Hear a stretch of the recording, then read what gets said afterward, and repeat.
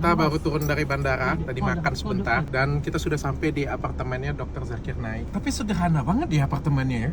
Sangat sederhana loh, sumpah. Padahal kan dia ustadz besar internasional kan.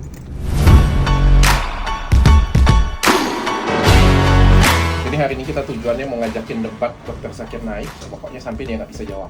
Iya, betul. Yakin dong. Mau tanya sama dia, kenapa topeng begitu? Bukan kata saya. Iya, kata saya. Dokpen itu siapa?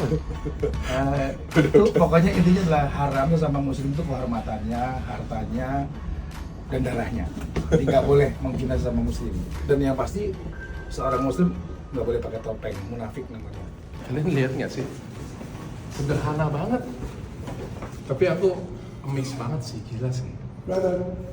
Wah gila sih. Gokil sih. Kecil. Sederhana, kecil. Dan kata Kohani untuk beliau ini, kalau misalnya diundang Dr. Zakir Naik, Tiket sendiri, ongkos sendiri, tiket sendiri, ongkos bayar sendiri sendiri semua. nggak mau dibayar. nggak mau.